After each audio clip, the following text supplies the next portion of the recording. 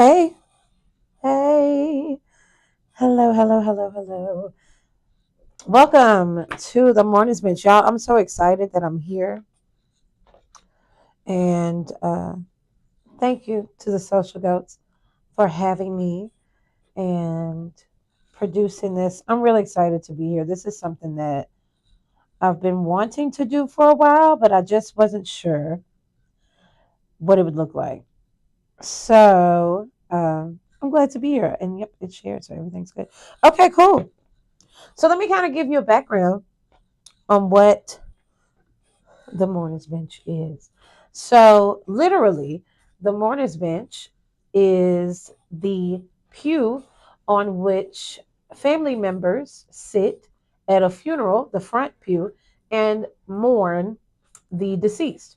So, it has a literal meaning in that case. That makes sense. But it's also in the Black church culture, the pew that the unsaved sit on and tarry and wait until the Spirit of God touches them. And they ask, what must I do to be saved? Right? That is what it is in the church as well. So, part of what inspired the title of this show is the fact that we need some saving. Bad. bad, bad, bad. What is going on in our country is to a point that even people who aren't politically engaged, politics is not my thing. People are my thing. So those of us who are not really into that so much are having to stop and pay attention because there's a lot that's happening.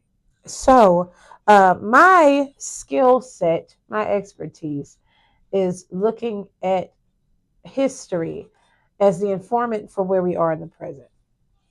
So, some things that I want us to talk about. I'm going to lay some ground rules, some foundational understandings that I'm coming to this with. This show is really a reflection of me saying what I would write in my journal, saying what I say to myself when I'm by myself, or saying what I say to my husband, Melvin, when I'm just going off about something. But I'm coming to this with what I would say normally, or write down, or never share. So there are some perspectives that I want to establish. The first one, and this is what we'll kind of delve into today, is that culture is not what you create. Culture is what you inherit. We'll expound on that. But that's the first key concept that I want to establish. Culture is not what you make, culture is not what you do right now. Culture is what you inherit and influences what you do in the present. Okay. The second one that I want to establish is if I say Black people, Black is not a monolith, and that is clear. And we know that every Black person does not have the same experience. That's understandable. However, when I speak of Black people, I'm specifically talking about American Black people who are descended from Africa in a connection that they do not know how to trace all the way back, which is quite a few, right? Because the understanding of that is it's one thing to be of a place, to know you are from a place somewhere down the line. But for most Black people living in America, our connection to Africa is just as distant and impersonal as anybody's connection to Africa who's never lived there, right? So, in the same way that I learned about Africa at school, is the same way all my peers learned about Africa at school in class with me. So, of course, there are Black people who have a much more intimate relationship with the motherland. That's a wonderful thing. There are Black people who can trace their lineage to African countries and cultures. There are people who can do that. But for many of us carrying names that don't belong to us for real, we don't have that connection. So when I talk about Black people, not speaking in a monolith, but speaking in a way of objective fact, there are several Black people living in this country carrying names that are not of African descent, carrying names that came from generations past captors, and left with sifting through the rubble of that to give it some meaning. That's what I'm talking to because that's what I'm speaking from. That is my perspective. Uh, I'm a South born Black woman. So the things that we know are implied and understood with that, that's the perspective I'm coming with because that's the only one I know. I would love, though, for you to comment and give me some insight on how this looks from other perspectives. Um, the next piece that I want to establish is that what I say is a we thing. It's not a you thing. It's a we thing. All of this that we are looking at takes reflection, and it takes us all looking at where we individually and collectively can make decisions to do something different, to not just see what it is and accept it and say, well, that's how it is. It doesn't have to be. At some point in the past, women were not able to drive. And now you look today, and women are the taxi cabs for everybody in their family, running kids here and there and there. But at one point, it wasn't even believed that women could drive, as if we didn't have the sense to do so, right? So things change. That idea that women could not drive was a cultural idea built on the culture that was inherited at that time. But modernity comes, and times change, and necessities change. And then we see changes in how culture shows up. But again, you're always dealing with what you inherit. Okay. So let's kind of talk about that today. So this is my journal of ideas, things that I write. If you don't journal or write or type or do audio messages in your phone, if you're not getting your words out of your brain, you're doing yourself a disservice.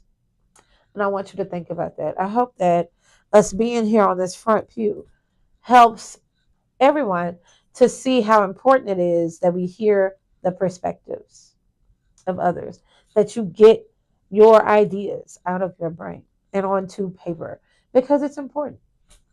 So, the first one, again, the mourner's bench is where you go when you are unsaved, where you go when you're grieving. It's where you go in hopes that you get a better understanding when you leave. So, today's topic, Lord help the ex-wives. Lord help them. Lord help them.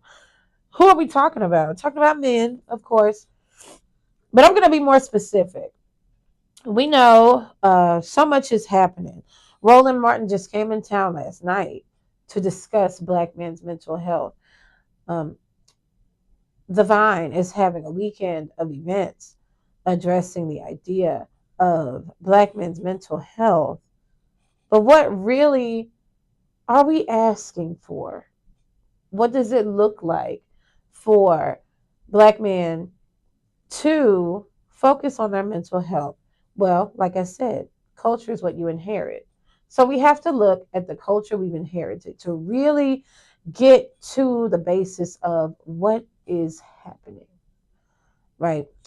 So, first off, culturally, we're contentious because the culture we've inherited does not match what we see anymore. When we think that the battle of the sexes that's been going on forever, that just seems to run all over our timelines, and we never stop, and we're looking at celebrities that we don't know, hoping that they can give us some sort of rationale for an argument that we've already chosen to be correct. All of this nonsense is culturally inherited, this idea that women are weak, men are strong. Whatever, however simple or complex you want to word it, this idea is what we've inherited. And it's far older than any of us. But if we're really honest, How many of us lived in a household where women didn't work? Now, we might can say women started working with World War II, but I'm talking to black people. Women started working in 1619 as far as black women go. There has never been a time where black women did not work.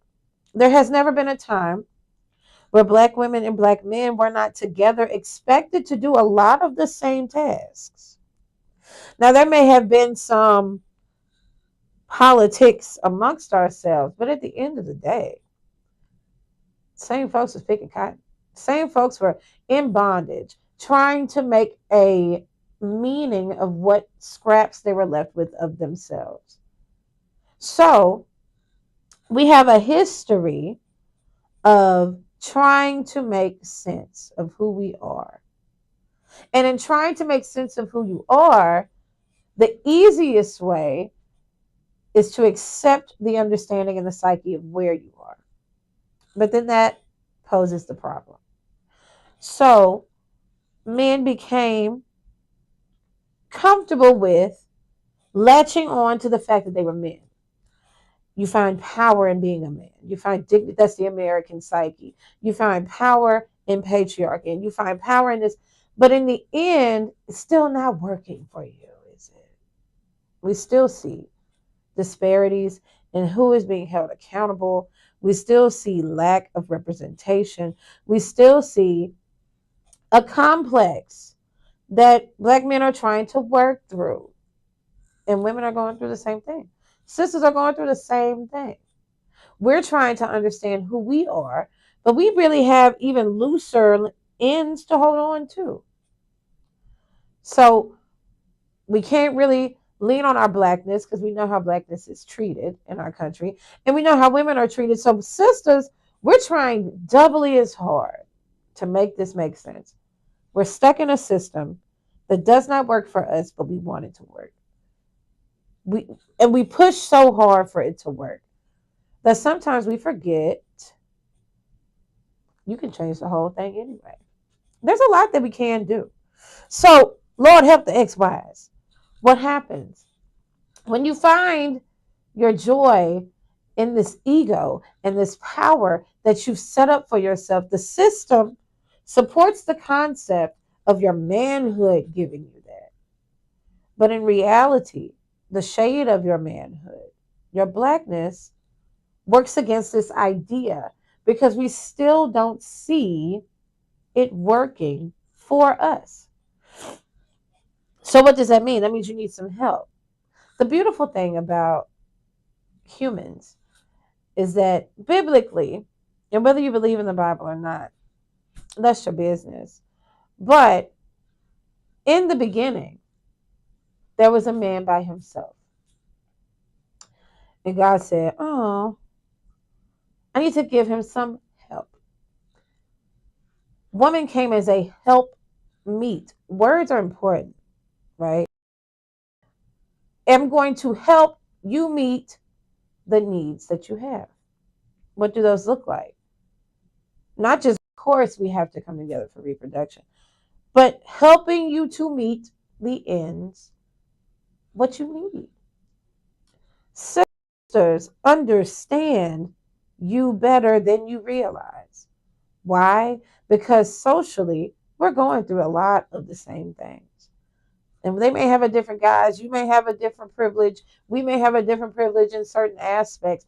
But in the end, we're in the same boat, trying to figure out how to make this thing float in a way that's comfortable for us all. One way to help the ex-wives is for you to ask sisters for help. I'm sorry that interpersonal relationships have not worked out. And for both of us, we've been jaded, we've been hurt, we've been disappointed. But in the end, it takes the truth. No humans are perfect. It takes our imperfections for us to learn how to forgive, for us to learn how to help each other to meet the needs that we have. When you think about culture and what we've inherited, We've inherited a culture that makes us feel like independence is the goal. But let's really look at this thing.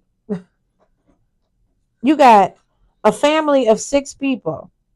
Everybody feels like they need their own house. So that's 6 rents, 6 mortgages, 6 sets of bills, 6 sets of burdens. It causes us to struggle more than we have to because we haven't remembered to forgive each other. So we don't live in the communal way that we were made to live because we just don't want to forgive. We don't want to move on. However, we're living in a system that has continued to move on that we really haven't dealt with.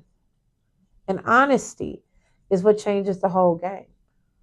Honesty is what sits on the front pew. Honesty is what sits on that mourner's bench and says, you know what? I want to be better than this. I want to show up better in the world than I am showing up. I want to feel more confident with who I am in the world.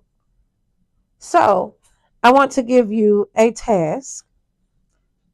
Get your journal. If you don't have a journal, get one. Go get a notebook. Get a sheet of paper. It doesn't even matter. You can make a journal. It doesn't matter. And if you're not a writer, type it in your phone, but please write it down. We'll talk about handwriting at a different time, but I'm going to tell you now. At some point, we're not going to know if a person wrote it or if a robot wrote it. Handwriting is what is going to show up and make all the difference. Handwriting. Generations from now, when our great-great-grands are looking for who we were, they're going to want to see our handwriting.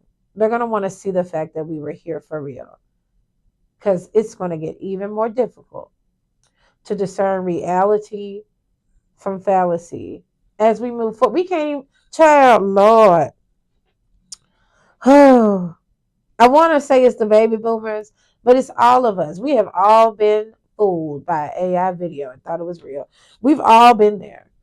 It's about to get even more difficult as we move forward. Handwriting is what will connect us. It's what will remind us that we are sensitive, that we are human, that we have thoughts that deserve to live longer than we do. Handwriting is how we even know anything about the culture we've inherited. Somebody had to write it down. Somebody had to immortalize it and it outlived them so that we have inherited it. And as much as we like to romanticize what we've inherited, baby, some of this stuff ain't it. It's just not it. But it can be. It can be fixed if we really think about it. If we really think about it and we really choose to do something else. I'm going to be journeying to Montgomery soon, and I'll keep y'all in the loop. But I'm going to be going to Montgomery because that's where the bus boycott was. We know that Rosa Parks and Dr. King and all of the contemporaries worked for over a year boycotting. They said, you know what? We just ain't even going to ride the bus. They had to find ways to get to where they needed to go. And I'm sure it was inconvenient. I'm sure it might have cost more. It might have caused them to have to leave the house earlier because they had to walk. Whatever it might be, they did it. And they stuck with it long enough for a change to be made. But here's the thing. They inherited a culture that told them that they deserve to be treated as second-class citizens. They chose to change that narrative in the culture that they inherited so that future generations like us could inherit a better culture. The decisions that we make right now are not just for us. They are to establish a better inheritance for the ones who are going to come after us. So, I guess when I leave you, because today is just kind of establishing the culture, right? We're establishing what the vibe is. We're taking what we have and establishing what it is. So I want to leave you with this. What do you want your children to inherit from you? What do you want? And if you don't have kids, What do you want the future to inherit from you? What do you want to leave behind? Do you want to leave what you got? Somebody gives you a cake on Thursday and you don't mess with it, and 2 months later you give it to someone else, that cake is full of mold and it's nasty. Is that what you want? You want to just pass what you got? Even with what you got wasn't that great? Do you? Or do you want to pass something better? How do you get to something better? That's the point of the morning's bitch. I don't know. I don't know. I don't know. I'm looking at history. I'm looking at what's worked. I'm looking at the bus boycotts. I'm thinking about how clearly nobody's going to change if you keep lining their pockets. That's the first key, right? So to make somebody know you mean it, you got to show them that you mean it with your pocketbook. But other than that, I don't know. I don't know. And it's hard for me to even say that we have the stamina or the wherewithal to do it. Because, man, we are some spoiled people. So, for our first question for this on the morning's bench, what we leaving at the pew is the question: what do we want to leave as an inheritance? Write it in your journals. Write it down. Type it in your phone or the notes, but write it down. Write it down. Write it down. Remember, manifest means you have to have your hand. Manicure is a hand, right? You get your nails done on your hand. So manifest means that you have to use your hands to do the work. It's not just praying. It's not just throwing words up in the air or doing some performative measure. It is you putting your hands to work to bring about what you want to see. So put your hands on a pen or pencil and put that pen or pencil in a journal and ask yourself, what are you leaving behind? Thank you for meeting me on the front pew today. Leave some comments. And as we evolve, and we'll discuss a bunch of different topics. But thanks for joining me today.